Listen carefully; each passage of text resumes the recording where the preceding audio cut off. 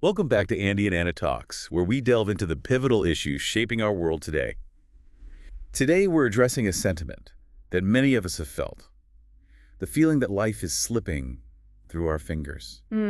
Yeah, that feeling like time's just speeding up. Exactly, like the weeks, months, maybe even whole years are Mm. just gone, vanishing before you really got a chance to, live them. It's a really common feeling, actually. Quite unsettling for a lot of people. Right. It feels like you blink, Yeah. another season's passed. It really does. So for this deep dive, we've gathered quite a bit of material, different articles, some research papers, all looking at this specific feeling. Okay. And the idea is really to pull out what these sources say are the main reasons why this happens. Why do we feel like time is slipping away? And hopefully find some practical takeaways, things people can actually use. That's the goal, to look at what the material suggests based on the research to help you feel a bit more, well, anchored, more present in your own life. Okay, good. So where do we start? What are the main culprits, according to these sources? What keeps coming up? Well, one really consistent theme is just the sheer pace of modern life. The busyness. Yeah, the busyness, the constant pressure to be doing something, to multitask, that feeling that every second needs to be productive. Oh, definitely. Like downtime is wasted time. Right. And one paper we looked at actually has a term for the effect this has. It calls it cognitive fragmentation. Cognitive fragmentation. Okay, what does that mean exactly? It basically means your attention is constantly being split. Pulled this way and that, email, phone notifications, the next task. So you're never really fully in one thing. Precisely. You don't get to fully engage with an experience before your mind's already jumping to the next demand.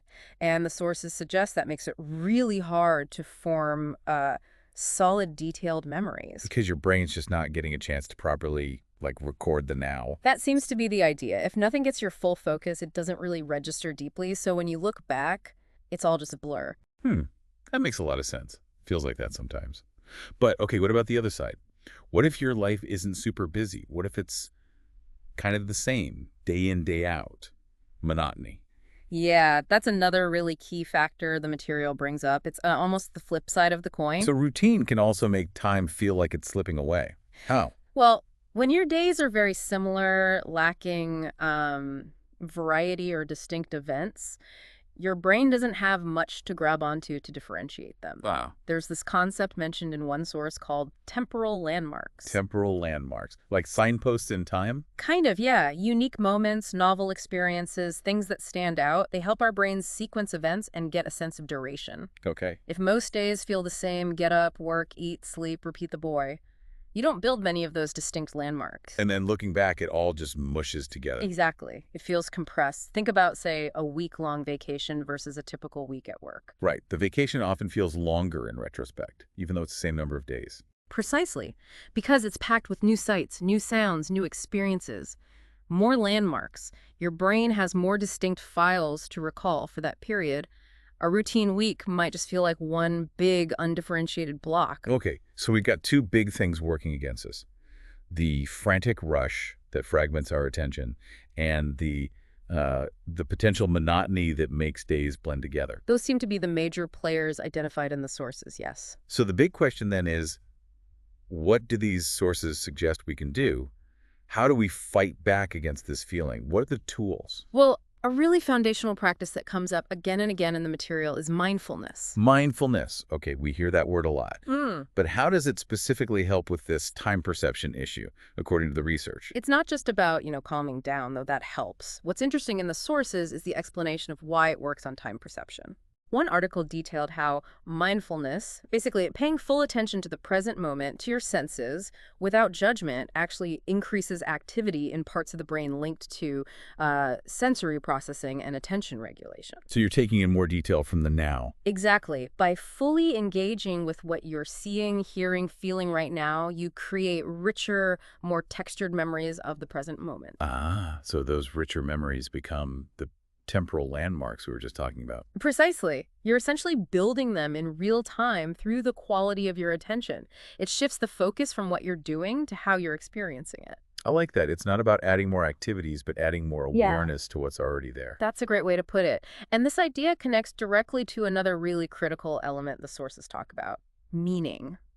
and engagement. Meaning, how does feeling like what you do matters affect how fast time feels? Well, the research suggests that when you're depthly engaged in something you find meaningful or even just genuinely enjoyable. Like a hobby or important work or time with loved ones? Yes, activities that capture your full attention because you care about them. Mhm. When you're in that state, you're naturally more present. You're not thinking about the next thing as much. Right, and some sources talk about the flow state here, that state of complete absorption in an activity. Where you kind of lose track of time. Exactly. Time can feel like it distorts, sometimes slowing down, sometimes speeding up. But the key thing is, the experience itself feels intense, vivid, and becomes highly memorable. Okay. The opposite of that feeling kind of aimless, detached, like you're just going through the motions, that directly feeds into that feeling of life just slipping by unnoticed. Being invested matters.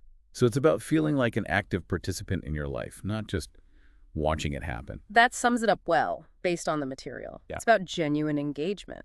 Okay, this is helpful for understanding the why. The busyness blurring things, the monotony flattening them, and the lack of presence or meaning making it all feel distant. But let's get really practical. What concrete steps do the sources actually recommend? What can someone start doing today or tomorrow? Yeah, absolutely. The material does offer some clear pathways. First, and it builds on the mindfulness point, is consciously cultivating moments of intentional presence throughout the day. So not needing a whole meditation session, necessarily. Not necessarily. It could be as simple as really tasting your morning coffee for 60 seconds, or fully focusing on washing the dishes, feeling the warm water, seeing the bubbles, or dedicating, say, 15 minutes to one work task with zero distractions. Actively resisting that urge to multitask we talked about. Exactly. Fighting that cognitive fragmentation. Limit the context switching when you can. That's one clear recommendation. Okay, what else? Another interesting one is deliberately scheduling what you might call non-productive time. Non-productive. That sounds counterintuitive, especially given the busyness trap. It does, right?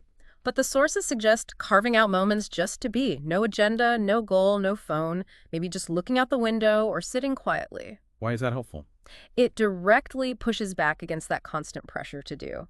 It allows for mental rest, for spontaneous awareness, for, well, just presence to emerge naturally.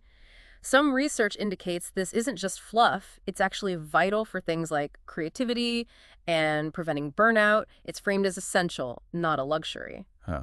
Scheduling time to do nothing. That really challenges that productivity culture. It absolutely does, and it's presented as surprisingly powerful.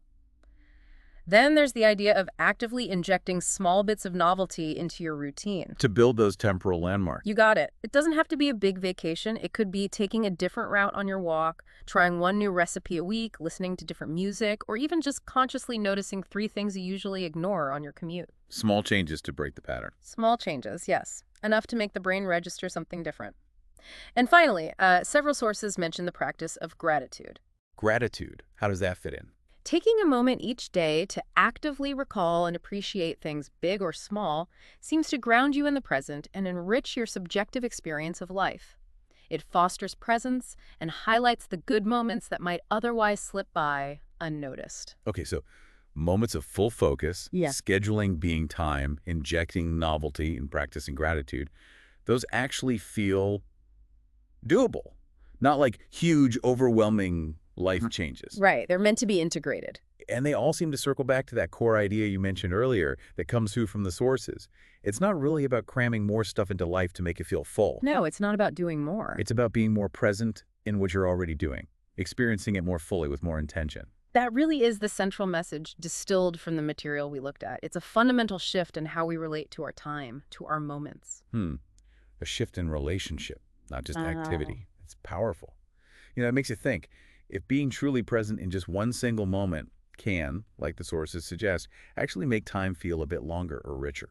What could happen if you consistently wove just a few more of those moments of real presence, real meaning throughout your regular day? What might that do for how you experience your life looking back years from now? That's a fascinating question, isn't it? It suggests a real possibility for changing our perception, a possibility definitely raised by the material we explored. Yeah. Something worth contemplating for sure. Absolutely. Well, thanks for joining us for this deep dive into understanding and maybe reclaiming our sense of time.